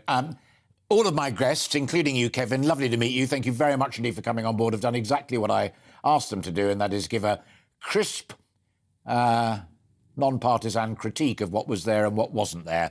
And Kevin Gaskell, technology investor and former CEO of motoring giants Porsche, Lamborghini and BMW, telling it like it is. And echoing, interestingly, on British Volt, what one or two of my guests here in the studio also said, and that was, hang on a minute, this was not actually the best walking, talking plan ever put on a piece of paper. So there we are, open minds and open debate here on Alastair, Stewart and friends. Old friends and new friends indeed.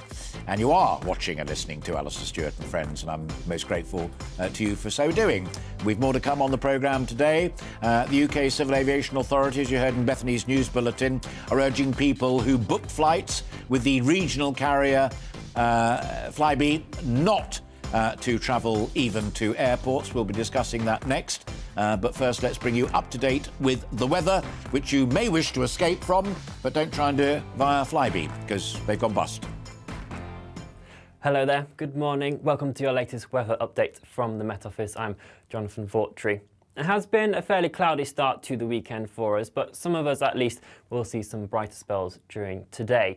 The boundary line for that is this cold front that's slowly sinking southwards. It will bring some light and patchy rain and drizzle to coast of Wales and into central England as it does move southwards. But it is the southern half of that where it is going to remain fairly cloudy, Wales, central southern England.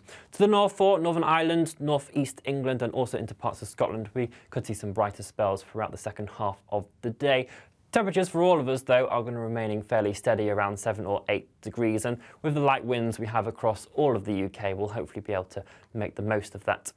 Into this evening, though, the winds are going to start to strengthen across northwest Scotland in particular, but remaining fairly light elsewhere. The band of patchy rain and drizzle continuing to push its way across Wales and into other areas of England. The clearer intervals we had across the north will tend to fill their way in, so whilst we could see a patchy frost develop during the evening, temperatures will tend to rise again a bit as we move into the second half of the night. So remaining frost-free for most of us to start off Sunday, but it's going to be a particularly blustery one across the northwest with a more expansive area of rain moving its way in. This could be heavy at times. That will gradually push its way southwards into Scotland and Northern Ireland, behind which we'll see some fairly blustery showers. For England and Wales, it will remain largely dry once those patches of drizzle clear their way off, but again, it's going to be another pretty cloudy day, temperatures around 7 or 8 degrees. Into Sunday evening, then, that frontal system continued to push its way southwards. Behind that, again, is where we'll see some of the clearer spells develop, but it is going to remain pretty blustery, 50-mile-an-hour gusts across some coastal areas of Scotland. And winds will remain a feature across the north as we move into the coming week, so do stay up to date with the forecast, particularly into Wednesday.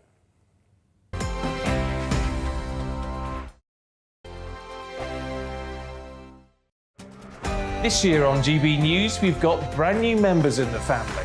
Join us. Across the entire United Kingdom, we cover the issues that matter to you.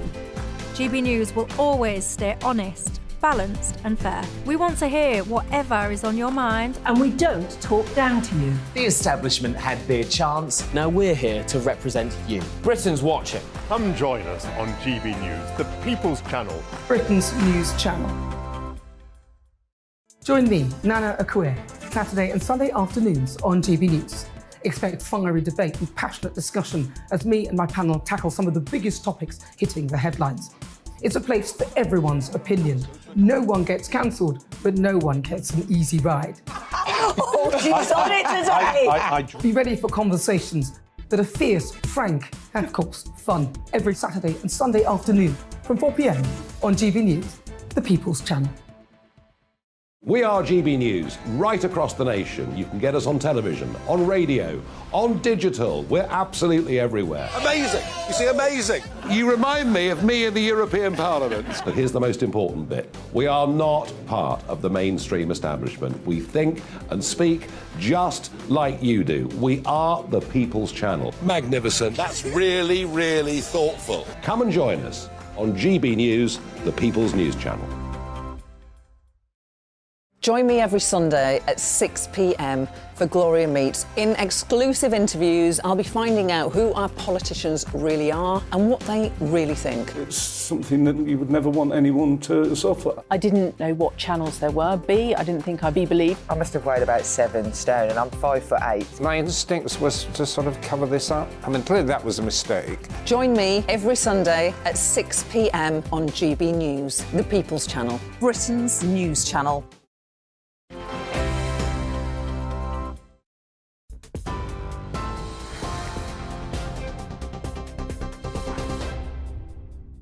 Welcome back. It's 1:30. I'm Bethany Elsey with your top stories from the GB newsroom. 276 Flybe staff have been made redundant, with the airline going into administration for the second time in 3 years. Around 75,000 people have had their flights cancelled, and the UK's Civil Aviation Authority is urging customers not to travel to airports. Flybe returned to the skies last April after it collapsed in 2020 and was operating up to 530 flights per week across 23 routes. A murder investigation has been launched after a 15-year-old girl was stabbed in Hexham. A 16-year-old boy is also in hospital after suffering serious but not life-threatening injuries, with Northumbria Police saying it followed a suspected assault. The force says a 16-year-old boy has been arrested and remains in police custody. Sir Keir Starmer says Labour has reformed under his leadership. Addressing the London Labour conference, he said the message at the next general election must be that the party is different to the one that Britain rejected in 2019. He also vowed to build a fairer and greener country and told members not to be complacent.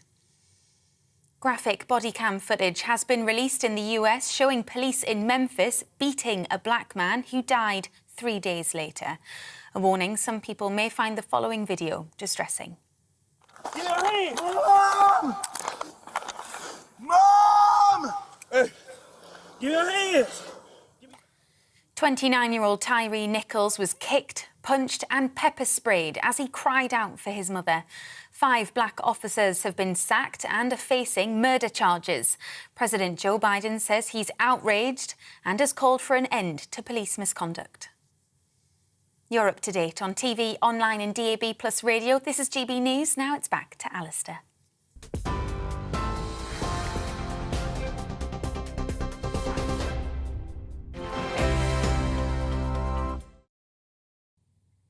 Bethany, thank you very much indeed. And I'm going to do what I very often do, because, of course, we are GB News. And that is nick one of the stories that was in Bethany's news bulletin there. The regional carrier Flybe has announced its collapse and ceasing of operations effective immediately. Now, the airline, which began trading in 1979, has urged customers to reach out to the Civil Aviation Authority for guidance on next steps. But one thing's been made crystal clear: if you did have a flight booked today, do not go to the airport, do not turn up. And there are potentially quite a lot of you out there, because Flybe operated up to 530 flights a week across 23 routes, and significant travel disruption is, of course, expected in the coming days. Well, joining us live from Birmingham Airport, where the airline was headquartered, is our West Midlands reporter, Jack Carson. There he is.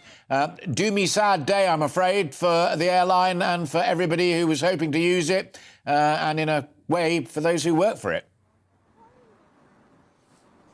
Yeah, exactly right, Alastair. It was a big coup for the West Midlands when Flybe announced their return last year and decided to base their headquarters here in the West Midlands. It was bringing jobs and bringing, of course, those customers, those passengers to the region, to Birmingham Airport. But at 3 a.m. this morning, we got that statement from Flybe, which read, "We are sad to announce that Flybe has been placed into administration. David Pike and Mike Pink of Interpath have been appointed administrators. Flybe has now ceased cease trading. All Flybe flights from and to the UK are cancelled and will not be rescheduled. Of course, for all the advice, people are being urged to go to the Civil Aviation Authority. Their consumer director, Paul Smith, saying that we know Flybe's decision to stop trading will be distressing for all employees and customers, and we urge passengers planning to fly with this airline not to go to the airport because, of course, you will not get those flights as you expected. They went bust, of course, in March 2020.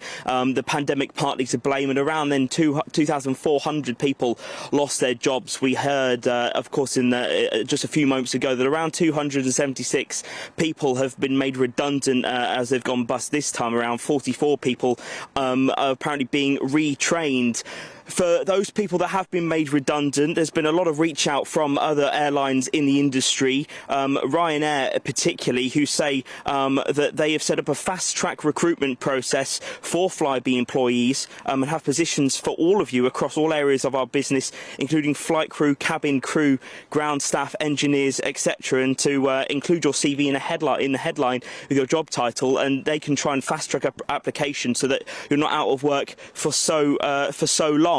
In terms of what this means for passengers, of course, with no flights at all, that means that even if you've travelled to one of the few European destinations that Flybe serves, for example, you're not going to be able to get back. And so British Airways has decided to offer passengers with existing Flybe bookings for travel between London and Belfast, Newcastle or Amsterdam, special discounted one-way fares of £50 plus taxes amid their collapse. And for those domestic journeys, which of course outside of London, between airports, Flybe was the biggest provider of domestic flights in the UK, and LNER trains are saying that for this weekend, any Flybe customers who have had their flights cancelled can travel on any LNER service to their destination for free by presenting their cancelled airline ticket. In terms of refunds for customers, of course, the idea is to go to the Civil Aviation Authority and they can advise you on going to card providers, going to travel agents, etc., to try and get your money back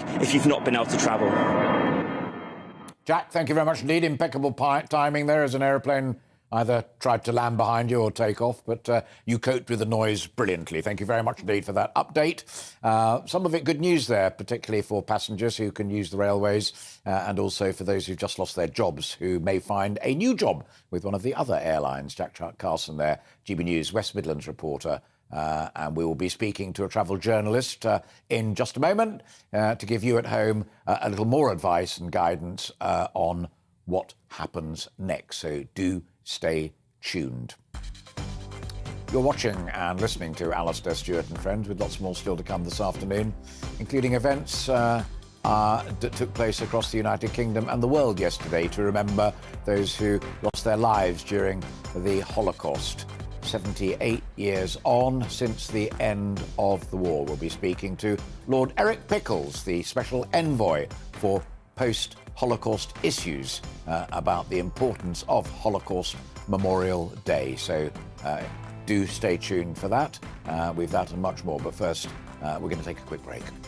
Join me every Sunday at 6 p.m. for Gloria Meets. In exclusive interviews, I'll be finding out who our politicians really are and what they really think. It's something that you would never want anyone to suffer. I didn't know what channels there were. B, I didn't think I'd be believed. I must have weighed about 7 stone and I'm 5'8". My instincts was to sort of cover this up. I mean, clearly that was a mistake. Join me every Sunday at 6 p.m. on GB News, the People's Channel, Britain's news channel.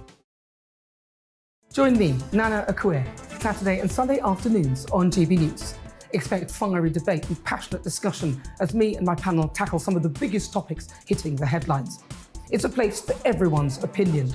No one gets cancelled, but no one gets an easy ride. Oh, she's on it today! Be ready for conversations that are fierce, frank, and of course, fun. Every Saturday and Sunday afternoon from 4 p.m. on GB News, the People's Channel.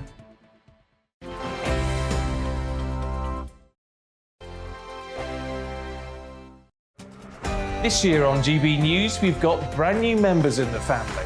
Join us. Across the entire United Kingdom, we cover the issues that matter to you. GB News will always stay honest, balanced and fair. We want to hear whatever is on your mind. And we don't talk down to you. The establishment had their chance. Now we're here to represent you. Britain's watching. Come join us on GB News, the People's Channel. Britain's news channel. Monday to Thursday, 9 p.m. till 11 p.m. Join me, Dan Wootton. I'll bring you the sharpest takes and hottest debates. Do you not believe in prisons? I don't believe in prisons. I'm completely stunned. I guarantee you there'll be no spin, no bias, no censorship. I actually was personally quite offended by it. And no reason to go to bed. So I guess they've always been quite woke. That's Dan Wootton tonight on TV, radio and online. Monday to Thursday from 9 p.m. till 11 p.m. on GB News. The People's Channel, Britain's news channel.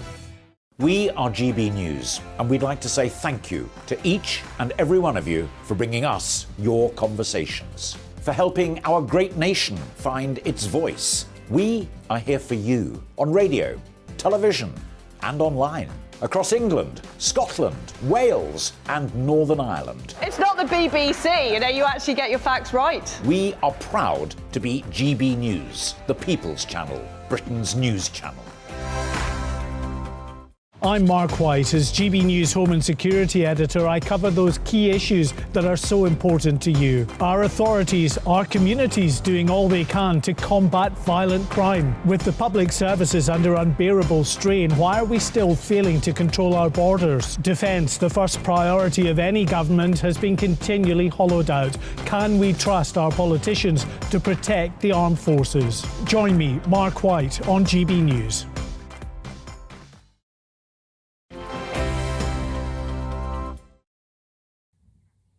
Welcome back. You're watching and listening to Alastair, Stewart and Friends here on GB News TV and radio. As we were just discussing before that break with our reporter Jack about one company for whom whatever the Chancellor of the Exchequer has to say about growth, it's all come too late, and that's the regional airline Flybe, which has collapsed. A statement on the airline's website said it had, and I quote, ceased trading and told any passengers expecting to travel with it not to go to the airport. It added that it would not be able to help passengers arrange alternative flights. The UK Civil Aviation Authority said that it would provide advice and information to those directly affected. Administrators have taken over the company, which only relaunched in April of last year. And I'm delighted to be joined now by Lisa Minot, who is the travel editor at the Sun newspaper. Great to see you again, Lisa. Is there a little bit of buck passing going on there about... We know if you've got a flight booked today, you don't go to the airport. That's crystal clear. But don't get in touch with me, get in touch with somebody else in terms of getting your money back or getting alternatives. A bit of buck passing going on. It's not so much buck passing, but just physically there won't be people there at the company to process or do anything about it. The company is no longer solvent, it's not operating, and so there is nobody there to talk to.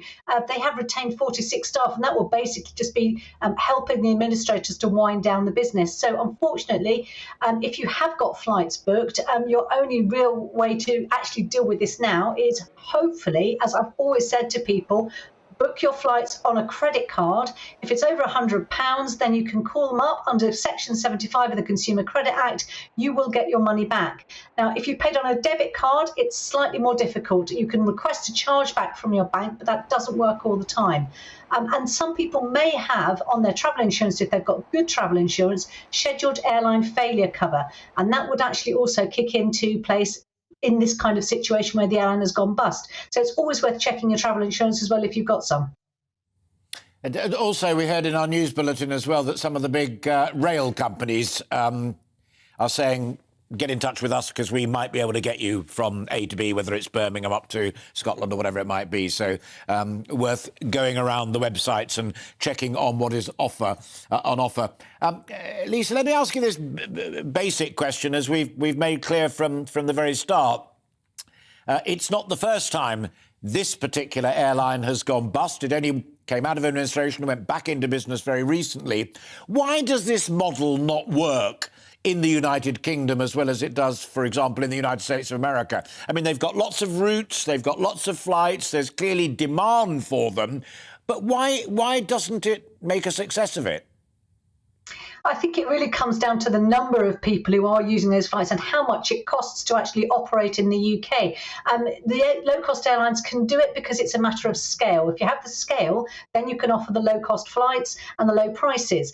And unfortunately, in this situation here, so when we had the original Flybe that went bust in 2020, it just literally, as the pandemic started, one of the very first victims of the pandemic, they were basically saying, look, they'd already had £100 million worth of cash injected into the business by partners to try to keep it going. The pandemic came along, they couldn't work it out then it's been bought back. But the people who bought it back, these were actually people who were part of the original investors in the original Flybe. They genuinely thought they could make a go of the business. But unfortunately, a lot of the routes that were the most successful routes that the original Flybe had been taken over by other airlines. So they were left with very few routes, and the routes they did have, they had a lot of competition on. They were running with very low fares, and of course that isn't a sustainable business model if you haven't got the scale. Yeah, absolutely. The other thing I thought was fascinating listening to the news bulletin take that we gave on that is that clearly it's not a sector problem. It is very much Flybe and low cost, because you've got some of the other well-known operators saying, hey, if you've just lost your job as a pilot or air cabin crew or whatever it might be, get in touch. We have vacancies across the piece. So UK aviation, commercial aviation, is inching back towards good health and route health. Oh, yes, very much so. I mean, it's a very different situation from when the 2,400 Flybe employees, were left without jobs in the middle of the pandemic. There was very little chance of them getting new jobs. But as we saw last year, since we've dropped all those restrictions, flights are hugely in demand. And what we saw last summer, of course, was the fact that actually flights were having to be restricted because they didn't have enough staff. Airlines are desperate now for staff. So I think it's going to be, a positive story and a positive outcome for the 240 employees of the new Flybe. I think they will definitely get jobs very quickly because, as you say, as a whole, the sector is really recovering well. There's a huge demand for travel, even with this cost of living crisis. Sure, absolutely fascinating. So it's the cost of operating an airline rather than the cost of living crisis that has yet again seen for poor old Flybe. Yeah, I think that would very much be a good thing to say. Yes, definitely. All right. Lisa, thank you so much for breaking into your Saturday to talk to us and give your expert advice and take on that sad situation for people who work for the airline and people who are hoping to fly with them. Lisa Mino, thank you very much indeed. Lisa is the travel editor at the Sun newspaper, and always a pleasure to talk to her. Thank you very much indeed for your time. Now, events took place across the United Kingdom and indeed around the world yesterday to pay respects to those who lost their lives during the Second World War 78 years ago. The King and Queen Consort were among those who paid their respects by lighting candles at Buckingham Palace. Holocaust victims are remembered each year on the 27th of January, the anniversary of the liberation of the concentration and extermination camp Auschwitz-Birkenau. And I'm delighted and honoured to be joined live now by Lord Eric Pickles. Eric's former Conservative politician, Member of Parliament and member of many governments, and I've known him for a fair old while. But what you may not know is he is now the Special Envoy for post-Holocaust issues. Eric, help me on that one point. I understand Holocaust Memorial Day, and I listened very carefully to what the opposition parties and indeed the Prime Minister had to say about the memorial that is going to be built and constructed in the gardens next to the Palace of Westminster. But other post-Holocaust issues, what is your agenda, Eric? Well, basically do two things. I'm head of our delegation to the International Holocaust Remembrance Alliance, and you'll recall also we produced a new definition relating to anti-Semitism just before the last election that featured quite heavily in the British general election.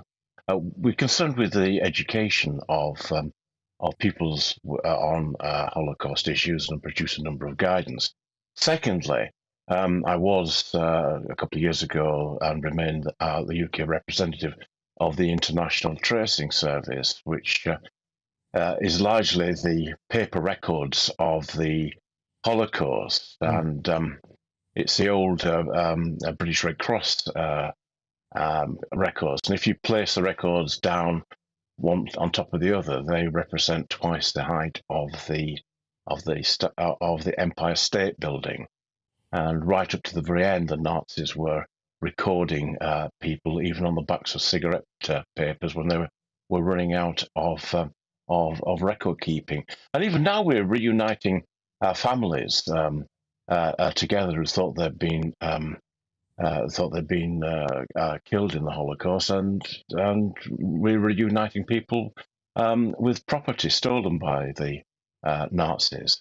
Things like books, and you'll maybe look inside the book cover and you'll find a signature, and that's not the only real evidence that those people existed.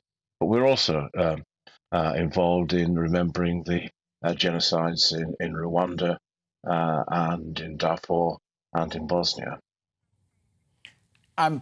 Talk to our mutual friend Natasha Kaplinsky about the work that she's done with you and others, particularly in recording oral testimony of those who were survivors, a declining number, but also relatives of those who went through the horrors of the Holocaust. And she said it was one of the most powerful and yet emotionally straining things that she and all of her career had ever been involved and engaged in. Do you find it wearing as well occasionally, Eric? Of course I find it wearing. You can't anaesthetise yourself. And sometimes you'll be with a Holocaust survivor, and I've got to know a number of them extraordinarily well, and you'll hear an aspect of what they went through, and you'd be heartless not to feel tears start to well. These wonderful people literally went through hell, and that they tell their story. I mean, we lost last week on his 93rd birthday, Ziggy Shipper, and Ziggy can remember. I remember listening to Ziggy talk about what it was like to be on the transport. Yes. On those cattle trucks, when you couldn't sit down, you couldn't move. There was no sanitary provisions. There was no water, and no food, and that he was there as a young child. And the fact that he was able to survive that, and he had, Alastair, a motto which was "Do not hate." He was a very embodiment of life, and it's a matter of some deep regret that he died before the announcement of the new Holocaust memorial next to Parliament was made, because he was passionate about seeing it built. How important is it in the context of modern British politics that your co-envoy, co-chair is Ed Balls for the Labour Party, and that the exchanges recently on the floor of the House of Commons were very, very much bipartisan? It's immensely important. I've really enjoyed it. I enjoyed working with Ed. I'd be a liar if I said we got on particularly well when we were members of Parliament together, but I admire him enormously, and we're both determined to see this thing through. The government's going to produce a special Act of Parliament, at which the Leader of the Opposition has pledged his full cooperation. And I think we understand that the Holocaust defined the latter half of the 20th century, and it still holds close to it now, particularly when we're seeing anti-Semitism, Holocaust denial and distortion on the increase. We see people in Italy and in America and the UK parading around with yellow stars as anti-vaxxers, trying to compare themselves to the victims of the Holocaust, which is a distortion and an obscenity. And I think it's important to understand the extent of the Holocaust when a nation, a civilized nation like Germany, planned the meticulous murder of 6 million people, and would have gone on to have murdered more and more Jews until they were extinct. It's just something that, as we are now on the cusp, where the last survivor will move from contemporary memory into the history books, that we need to hold on to those truths. It is intriguing and it is deeply moving, and look forward to seeing the Memorial Centre opened in the Victoria Gardens ere long, and perhaps see you there. Eric, thank you for breaking into your weekend to share those very profound thoughts with us.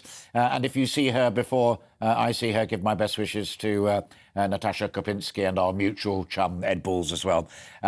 Lord Eric Nichols there, the government's envoy on post-Holocaust matters, explaining why it still matters and why it isn't only the Holocaust, and touching there on genocide around the world as well. Very grateful to Eric for finding time to talk to us about those very important matters. That, alas, is all that we have time for today, however, but I will be back tomorrow at 1 o'clock. I hope very much indeed you can find time for us then. Until then, enjoy the rest of your day and the rest of your weekend. A very good day to you. Bye-bye. Hello there, good morning. Welcome to your latest weather update from the Met Office. I'm Jonathan Vaughtry. It has been a fairly cloudy start to the weekend for us, but some of us at least will see some brighter spells during today. The boundary line for that is this cold front that's slowly sinking southwards. It will bring some light and patchy rain and drizzle to coast of Wales and into central England as it does move southwards. But it is the southern half of that where it is going to remain fairly cloudy, Wales, central southern England. To the north for Northern Ireland, north-east England and also into parts of Scotland, we could see some brighter spells throughout the second half of the day. Temperatures for all of us, though, are going to remaining fairly steady around 7 or 8 degrees, and with the light winds we have across all of the UK, we'll hopefully be able to make the most of that. Into this evening, though, the winds are going to start to strengthen across northwest Scotland in particular, but remaining fairly light elsewhere. The band of patchy rain and drizzle continuing to push its way across Wales and into other areas of England. The clearer intervals we had across the north will tend to fill their way in, so whilst we could see a patchy frost develop during the evening, temperatures will tend to rise again a bit as we move into the second half of the night. So remaining frost-free for most of us to start off Sunday, but it's going to be a particularly blustery one across the northwest with a more expansive area of rain moving its way in. This could be heavy at times. That will gradually push its way southwards into Scotland and Northern Ireland, behind which we'll see some fairly blustery showers. For England and Wales, it will remain largely dry once those patches of drizzle clear their way off, but again, it's going to be another pretty cloudy day, temperatures around 7 or 8 degrees. Into Sunday evening, then, that frontal system continued to push its way southwards. Behind that, again, is where we'll see some of the clearer spells develop, but it is going to remain pretty blustery, 50-mile-an-hour gusts across some coastal areas of Scotland. And winds will remain a feature across the north as we move into the coming week, so do stay up to date with the forecast, particularly into Wednesday.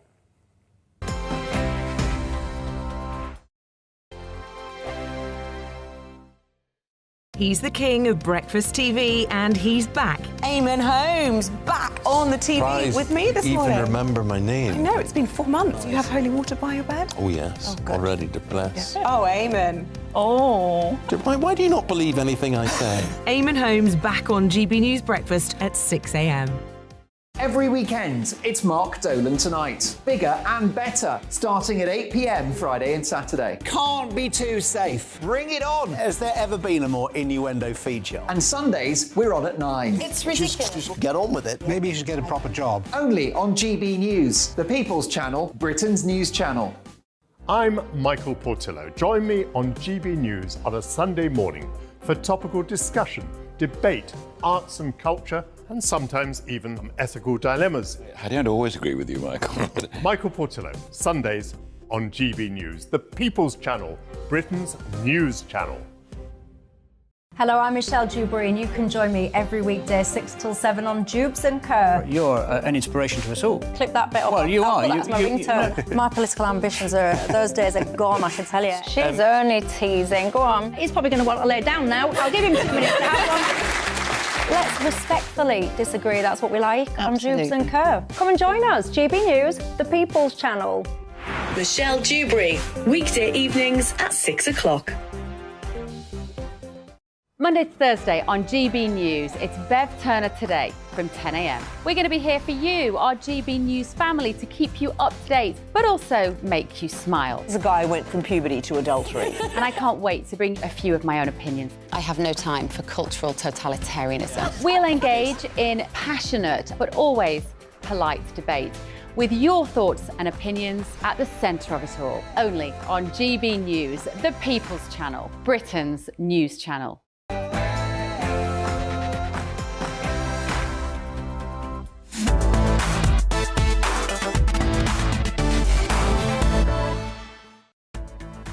Good afternoon and welcome to Real Britain with me, Emily Carver, on your TV, online and on digital radio. Well, we have a jam-packed show coming up this afternoon, so put the kettle on, get comfy and settle in this afternoon. Is it game over for the Conservatives at the Cabinet's away day this week? William Hague reportedly told The Room all is not yet lost. Is he right, or is it about time they spent some time in opposition? And as NATO and the West send more tanks to Ukraine, I'll be getting the latest from Major General Chip Chapman on whether we're heading for further escalation. And do you think we should be restricting international student visas? University officials say that doing so could threaten economic growth, but are they right? We'll get stuck into all of that in just one tick, but first, it's the news with Bethany Elsey.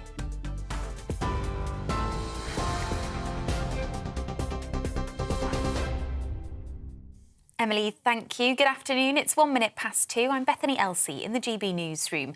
276 Flybe staff have been made redundant, with the airline going into administration for the second time in 3 years. Around 75,000 people have had their bookings cancelled, and the UK Civil Aviation Authority is urging the courier's customers not to travel to airports. Flybe returned to the skies last April after it collapsed in 2020, operating flights on 21 routes to 17 destinations.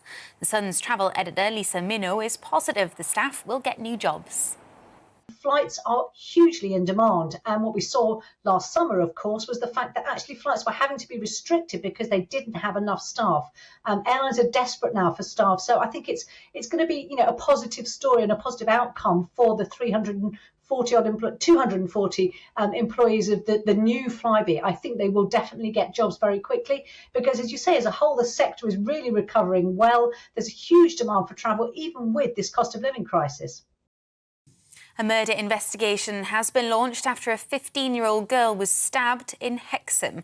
A 16-year-old boy is also in hospital after suffering serious but not life-threatening injuries, with Northumbria Police saying it followed a suspected assault. The force says a 16-year-old boy has been arrested and remains in police custody. Sir Keir Starmer says Labour has reformed under his leadership.